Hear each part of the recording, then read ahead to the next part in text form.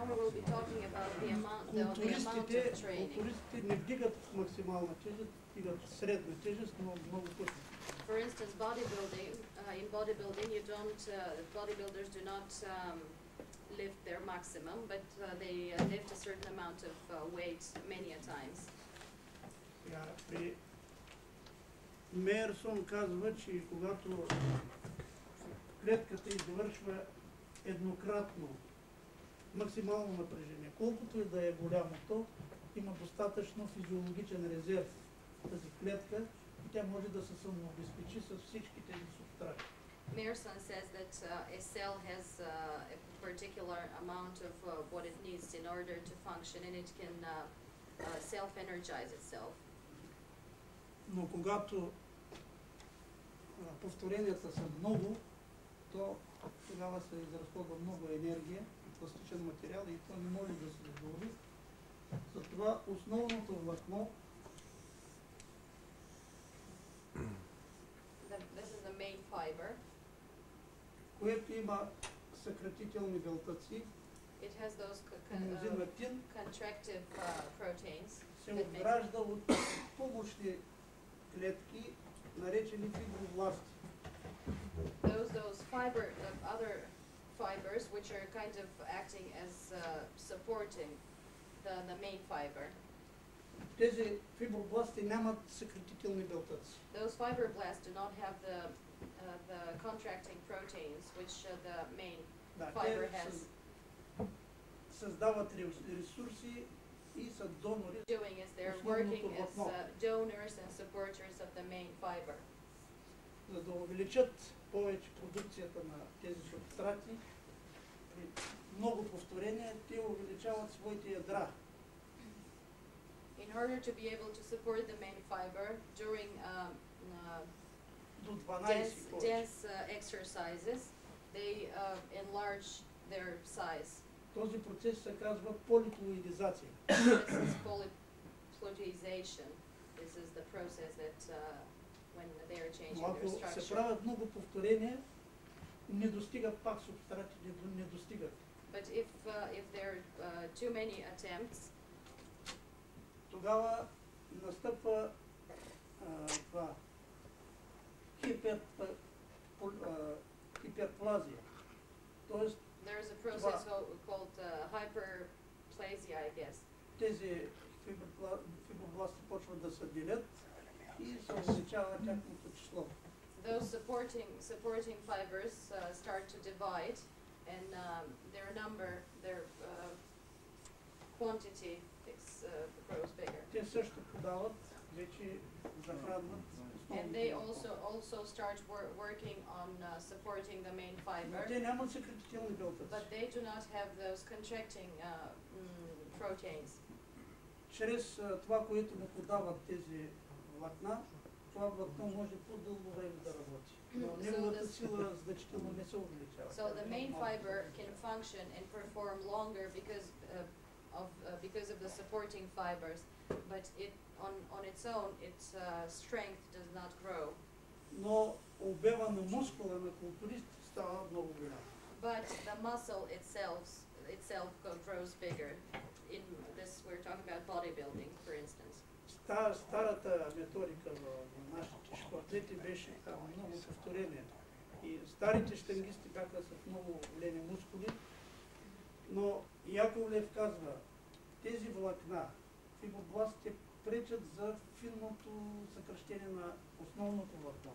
So basically, before, when you used to do this trainings with many repetitions, our weightlifters looked completely different. They had much bigger muscles, but Yakovlev says that this actually prevents the main fiber from functioning correctly.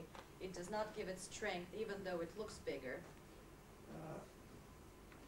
Затова старите щангисти, ако ги видите на филм, как дигат, те много грозна техника имат. Те не можеха да извършват добра техника. If we go back in time and look at the way that the technique that our weightlifters used to use, it is very incorrect Но and тука- difficult to perform with it. Тук силата не се увеличава много, но теглото се увеличава, състезателите преминават в Bod- по-горни категории и On this scale, we всичко have това е body неефективно. weight is growing, they go into another category because their body weight is growing, but the strength itself does not grow bigger. И последното по този въпрос, когато се правят тяги, и то повторение, поради психическата нагласа, там е друга. Ние имахме апаратура, с която изследвахме тягите и същата тежест при класическото упражнение. Там има разлика и в траекторията, и в скоростите. Във всяка точка скоростите са различни. There have been many tests made with this lifts and the repetition, and it shows that the classical exercise is much more producive, even on in the psychological aspect.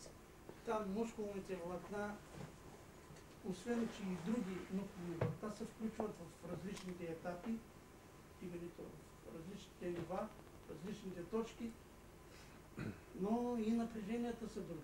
Not only that there are different muscle groups achieving the same movement, but Всичко е различно. И траекторията има малко изменение, и скоростите. and even the movement itself is different, and the speed of the performance is altered and changed. Но силата не зависи само от ето тези градивни процеси. Тя зависи и от вътрешно-мускулната координация. Тук координацията значи след като имаме изменения във всичко, и в скорост, и в пространствените там параметри, дори малката, минималната разлика дава разлика в качеството на мускулите. Но там вече и координацията е различна. Not only the strength of the muscle is important, but also the coordination in between the muscle groups is very important in order to perform.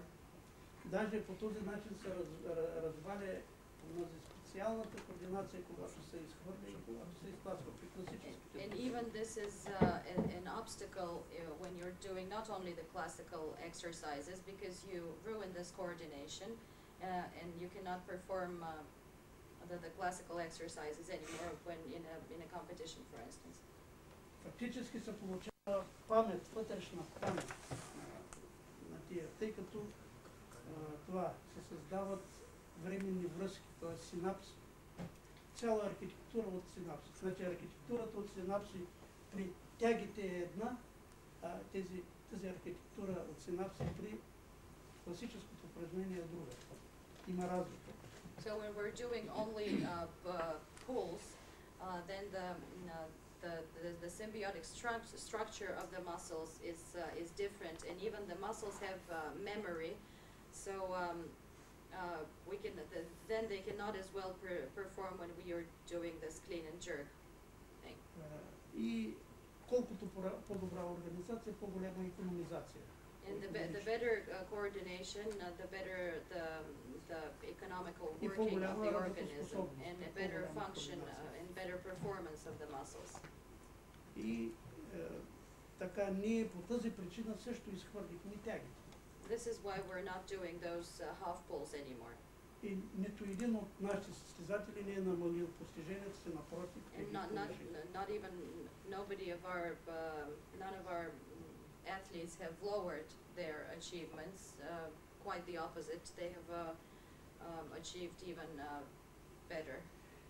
Последният въпрос, само няколко думи, това е за лекарства, които могат да ускорят вътрешната синтеза. Те знаят кои са. And now we will be talking just a few words about the medicine which can induce this силни, protein production. Има средно силни, They're има и stronger, слаби. medium, and less strong medicines Много which do силните that. са забранени, The stronger ones are forbidden. от средните някои още не са забранени, Some of the middle ones are not yet forbidden, but soon to be. а всички слаби са позволени. And all the lower ones are all naturally free to use. Ако вие приложите една съвършена методика, но не взимате лекарства, които ускоряват белтъчната синтеза, If you achieve all those systems activation that we've talked about, but you do not take certain medicines which will increase the protein production, а други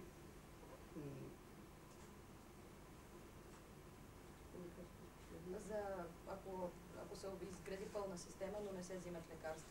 да, най-добрата система не се взимат лекарства, а тези, които взимат много силни, могат с 2-3 пъти по-малко тренировка, по-несъвършена тренировка да ви победят. Naturally, those who use those stronger drugs, they have a better performance chance than you. Да, само българи са стигнали, са вдигнали 3 пъти собственото стегло, 5 души на световни първенства. There have only been Bulgarian athletes who have lifted almost 5 their weight on world championships. Аз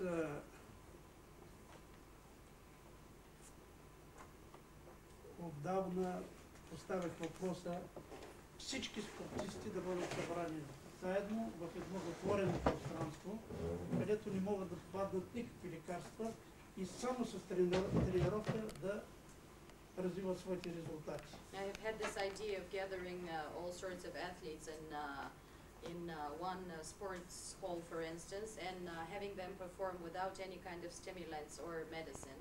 И тази система, която ние прилагаме, with this system of training, нямам съмнение, при такива условия, равни условия, ние не само сега сме единствените, които сме дигнали 3 пъти собствено тегло и още нещо, но тогава разликата между нашите постижения на другите ще бъдат there is not a doubt in my mind that then the difference of this method would be clearly shown as a better one in comparison to others.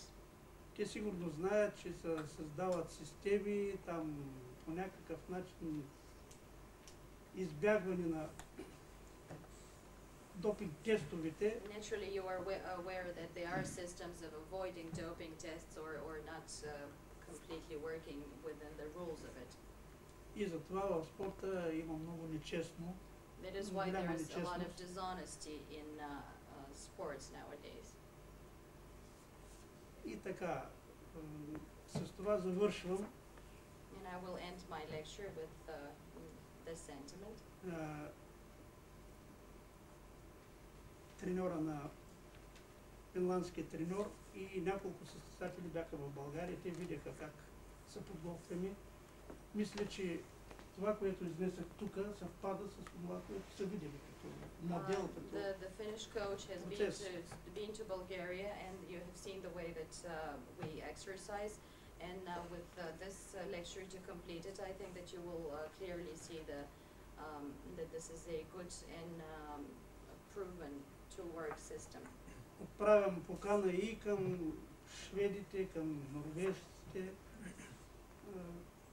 представители на тези скандинавски държави, които не са напустили. I now take the opportunity to invite all of the other sportsmen from Sweden and с нашата методика и система. You're welcome in Bulgaria to get to know our system and the method that we work and how we work and train.